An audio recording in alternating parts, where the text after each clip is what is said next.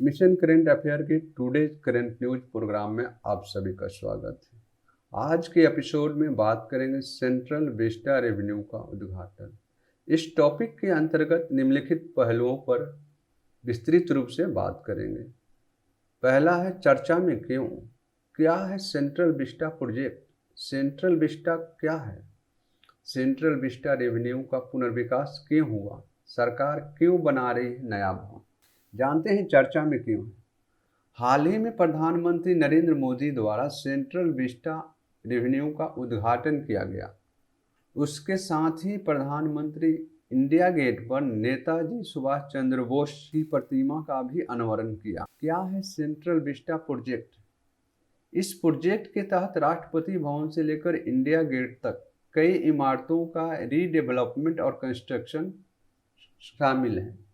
इसमें एक नया संसद भवन जिसमें लोकसभा और राज्यसभा के लिए एक एक बिल्डिंग होगी।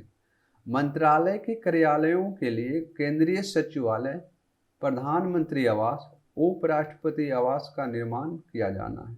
अभी जो संसद भवन है उसके सामने एक तिकोना नया संसद भवन बनाया जाएगा।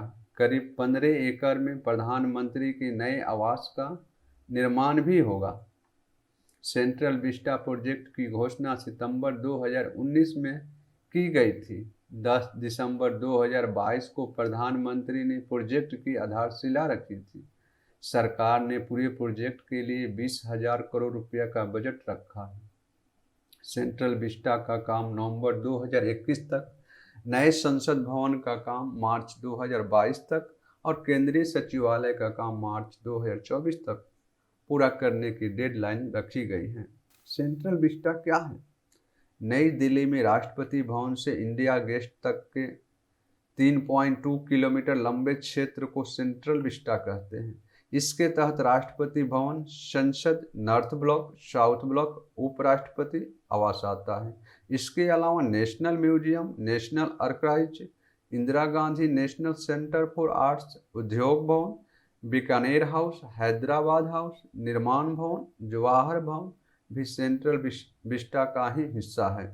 बंगाल में बढ़ते विरोध के बीच दिसंबर 1911 में किंग जॉर्ज पंचम ने भारत की राजधानी कलकत्ता से दिल्ली स्थानांतरित करने का घोषणा किया।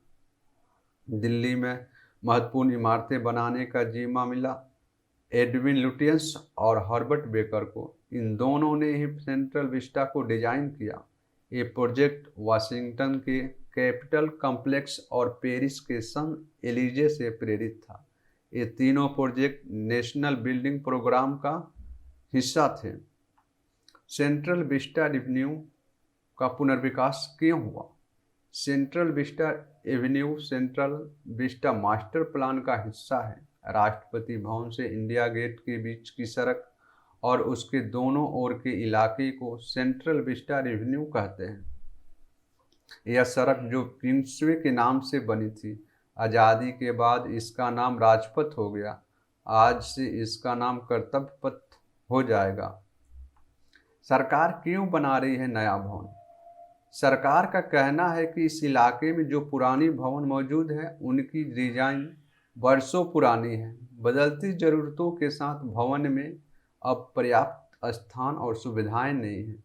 सरकार का एक तर्क ये भी है कि 2026 में लोकसभा सीटों के परिसीमन के बाद सांसदों की संख्या बढ़ सकती है, जिसके लिए संसद में ज़्यादा जगह की ज़रूरत होगी।